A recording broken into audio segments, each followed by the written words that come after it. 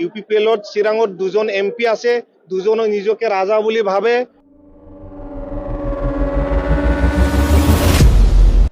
खुलुमबाय रायजोफोर गिबिसिनथाराव बिथां गिब्ल इउटुब चेनेलनिफ्राय रायजो राजा बयनिसिमबो फुंबिलिनि गोजोननाय बावहरनाय जाबाय। स' रायजोफोर नोंसोरजों रायज्लायनो थाखाय आङो आरोबाव दिनैनि समावहाय माखासे भिडिअसफोरखौहाय लानानै फैबावदों। जों दिनै गिबिसिनथारावनो खोनासंग्रोगोन बिपिएफनि सिएमनि भिडिअखौ।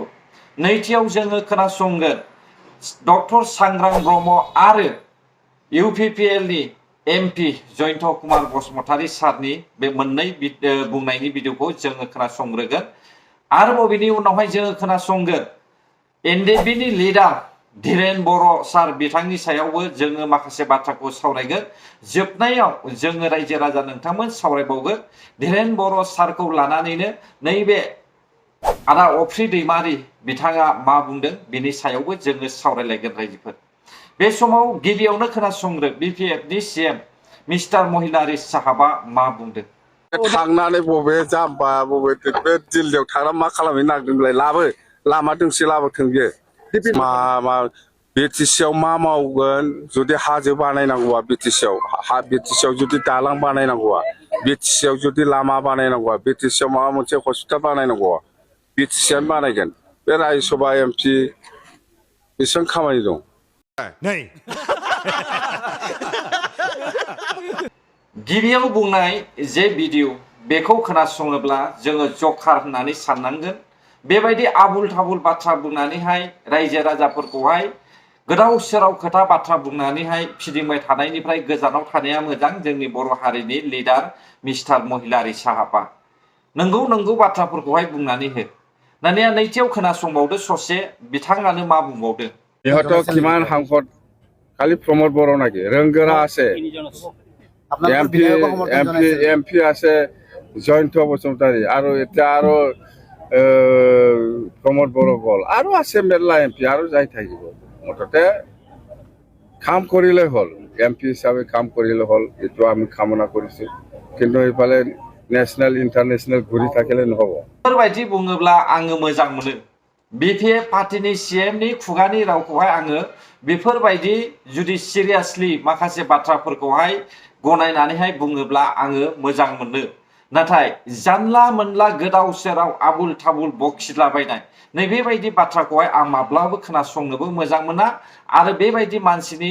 गोसोखौहाय आं माब्लाबो मोजां होननानै सानना रायजोफोर। ইউপিপিএল দল আপোনালোকে জানে তেখেতসকলৰ যিবিলাক এমপি নিজকে ৰজা বুলি ভাবে, যিবিলাক এমএলএ নিজকে ৰজা বুলি ভাবে, পাব্লিকৰ লগত নাথাকে ইউপিপিএল থাকিব কেনেকে? ইউপিপিএল আৰু নাই। ইউপিপিএলত চিৰাঙত দুজন এমপি আছে, দুজনে নিজকে ৰাজা বুলি ভাবে আৰু নিজৰ যিবিলাক বুথ কেন্দ্ৰ তাতে তেখেতসকলে হাৰে। सोलिनाय बिथांनि जिउ खांनाय सोलिनाय बहाबा थांनाय फैनायाव नायोब्ला नुगोन जोङो एमपि जानानै गंसे सिंगेल गारिजों जोङो थाङो बहाबा मेल मिटिङाव जा रायजो राजाफोरनि खाथियाव। सांग्रां ब्रह्मखौ नोंथांमोना नायनायसाय बिथाङा सासे ओएसडिसोमोन। बिनि सोलिनायफ्रा माबायदि सोलियो बिथांनि लाइफ स्टाइला माबायदि थाग्रा जायगाफ्रा माबायदि आंनि न' सोरनिबा न'खौ नायबानो नुगोन बिथांनिजों रुजुनानै नायोबा। बेखायनो जों राजानि नङा जोङो मा होनदों रायजोनि गोसो गोरबोआव जोङो दङ रायजोनिजों जों जेब्लाबो दङ मानोना रायजोनि गांनाय उखैनाय बिथांनि जेंनाफोरजों जों जेब्लाबो दंफायो। बेयाव जोंनि सोलिनायखौ बिराद गिदिरै सोलिनांगौ ग्रोम ग्रोम गारि लानानै थांनानै जोङो माबा मोनसे खालामनांगौ बिदि सानाखै। खारन रायजो राजाखौसो जों ग्रोम ग्रोम खालामनो नाजादों गाव ग्रोम ग्रोम नङा। बेखायनो बिथांनि मा बुंनाय बे आलादा बाथ्रा बिथाङा मा बुङो मा बुङा। दिनैथ' नुबाय जे दिनै एमसिएलए नांगौ एमएलए नांगौ एमपि जानो लुबैयो दा थांनानै मालाय माथो मोनहैगोन फालाय। आरोबाव जोंहा खाम्फा बरगयारी बिथाङाबो आरो बावनो थांबावबाय होमबाथ' समस्थियानो गैला मायाव एमएलए जागोन मायाव एमपि जागोन मायाव एमसिएलए जागोन बे गावनि थाखाय साननो गोनां बाथ्रा। बेखायनो राजानि सिमाङा बिथांनावसो दंबाय थायो जोंनाव खिन्थु प्रजानिसो सिमां दं। खोनाबाय दा रायजोफोर इउपिपिएल पार्टी थानाय समावहाय बै समाव जेब्लानाखि इउपिपिएलजों खामानि मावदोंमोन बे समावहाय गोबां बाख्नायनाय जोङो नुनो मोन्दोंमोन। नाथाय बिपिएफआव फैनायनि उनावहाय बिथाङा मा बुंखो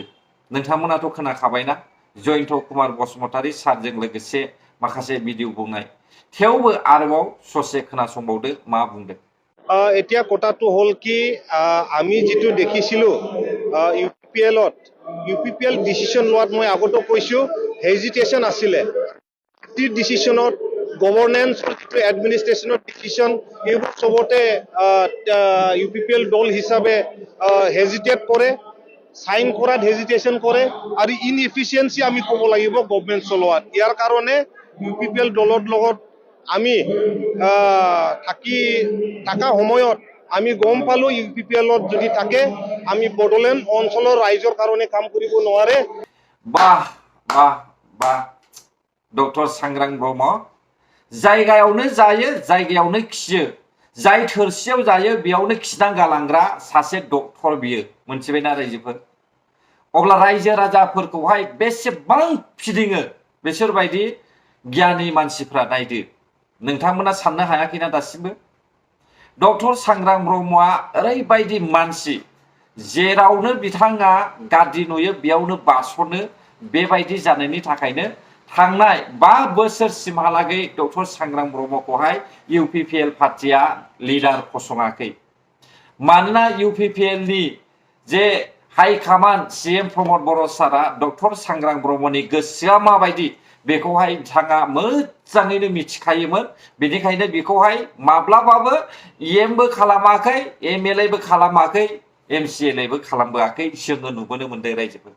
दिनै नोंथांमोना खोनादोंना डक्टर सांग्रां ब्रह्मआ मा खोथा बुंदों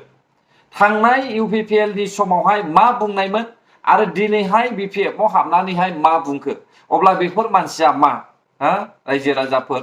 अनला खारियाव आगान थायि होननानै बुङो बिदिखौहाय मोनथिबायना रायजोफोर दा जोङो आरोबाव मोनसे ओरैबायदि दुखुनांथाव जोङो भिडिअखौ नुनो मोनबावदों 24 मिनिट 38 सेकेन्ड लाइभ भिडिअ आङो नुनो मोनदों UPPL पार्टीनि राजु कुमार नार्जारी सारनि भिडिअ नाथाय बिनि गेजेराव मेन इम्पर्टेन्ट जोबनायाव 1 मिनिटनिबो बारा आङो भिडिअ सायख'नानै लादों नोंथांमोना खोनासं मा बुंदों जोबथारनायाव नोंथांमोनखौ बयनोबो गोसो गोरबोनिफ्राय हामलायनाय जासिहरबाय आरो आङो गोसो गोरबोनिफ्राय साबायखर बावहरनो लुबैदों जोंनि AGP नि दैदेनगिरिफोरखौ AIUDF नि दैदेनगिरिफोरखौ जों बायदि मोनसे फिसा ट्राइबेल माहारिनि सासे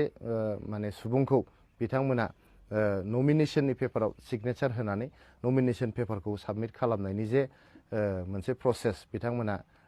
खालामनानै होदों हेफाजाब होना होदों बिनि थाखायनो AGP आरो AIUDF नि दैदेनगिरिसिम आंनि गोसो गोरबोनिफ्राय साबायखर बावहरनाय थाबाय लोगोसेयै जोंनि इन्डियान नेशनेल कंग्रेस आरो भारतीय जनता पार्टी बिथांमोनाबो जोंनि केन्डिडेटखौ जे बिथांमोना अपोज खालामाखै बे अपोज खालामैनि थाखाय जोबोद बिथांमोननिसिम बाख्नाय हरनाय थाबाय लोगोसेयै बड'लेण्ड पिपल्स फ्रन्ट बिथांमोनाबो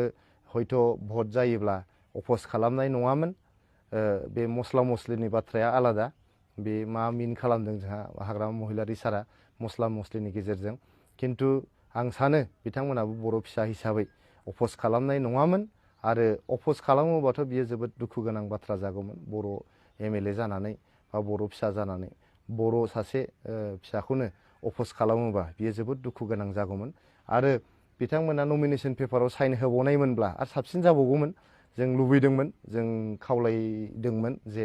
जोंनि नमिनेशन पेपाराव सिगनेचार होनांगौ होननानै किन्तु बिथांमोना बेस्थ' दङमोन इलेक्शननि टाइम हयथ' बेस्थ' बिथांमोना जादों बेनि थाखायनो हयथ' नमिनेशन पेपाराव साइन खालामहैनो हायाखिसै हयथ' माखासे रायजो राजाफ्रा बर' हारिनि माखासे सुबुंफ्रा मोजां भिडिअखौहाय गोलाव टाइम नाया बेनिखायनो मेन टपिकखौहाय आङो सायख'नानै लानानै होनाय जादों रायजोफोर जोबोद दुखुनांथावनि बाथ्रा जादों बर'निफ्राय 3 MLA रुबिराम नार्जारी ना ओमफ्राय दुर्गादास बर' बिनि उनाव सरन बर' बे 3 MLA आ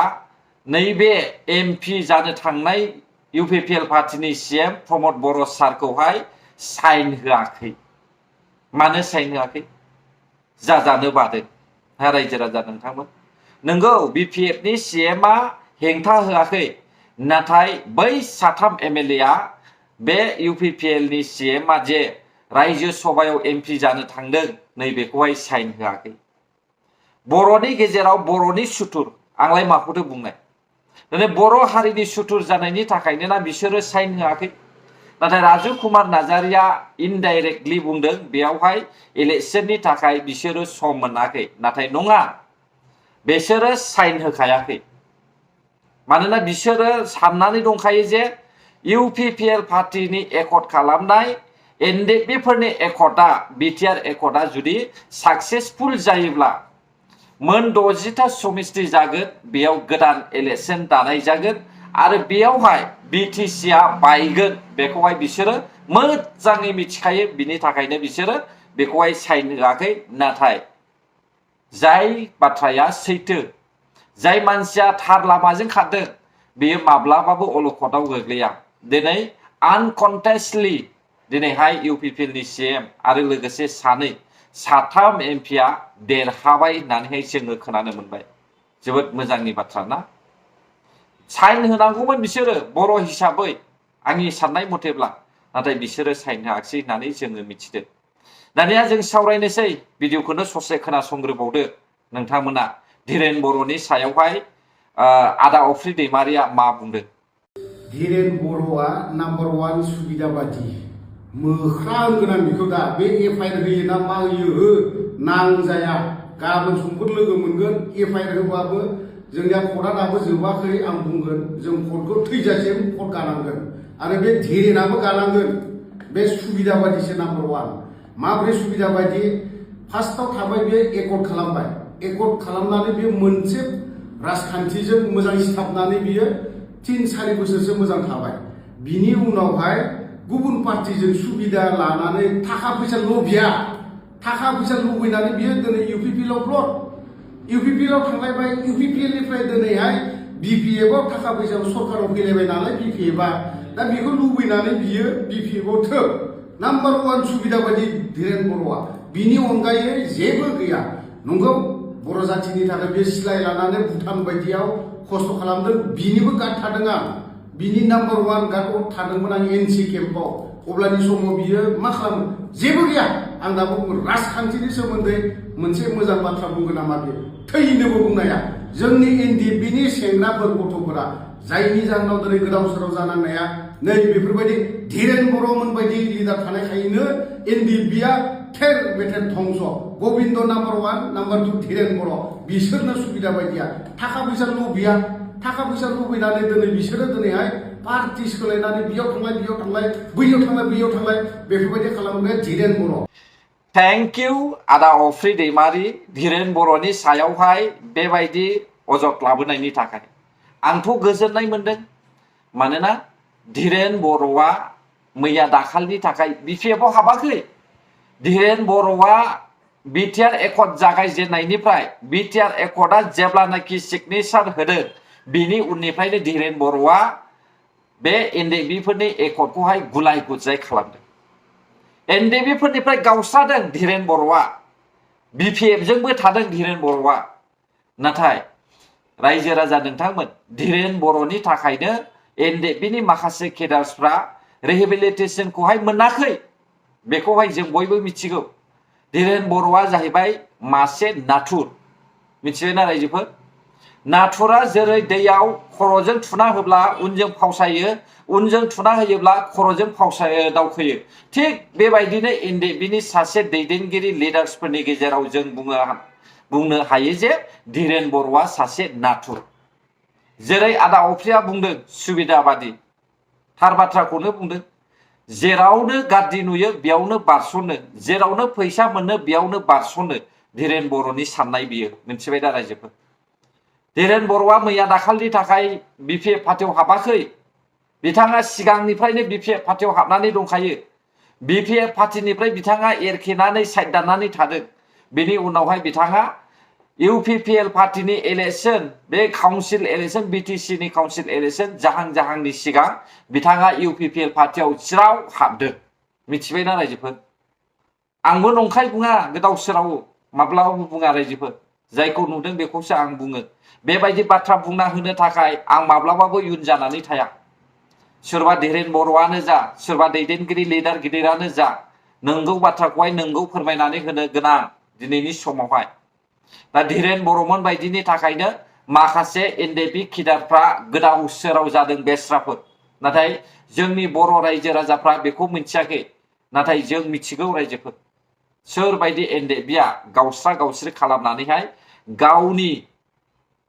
जोहोलावफोरखौहाय थेर बेथेर खालामदों दिनै आदा अफ्रिया माखौ बुंदों मिथिबायना आदा अफ्रिया दिनै सिदा खोथा बुंदों बिथाङा बेखायनो आङो गोजोननाय मोनदों आदा अफ्रिनि बुंनाय रावखौहाय अब्ला गोजोन्थों रायजोफोर जायफ्रा आंनि भिडिअखौ जोबजासे नायबाय भिडिअआबो बाराद्राय गोलाव जायो बेनिखायनो आं भिडिअखौ बेसेखिनियावनो फोजोबनाय जाबाय बर' हारि जै जाथों जै बर' हारिनि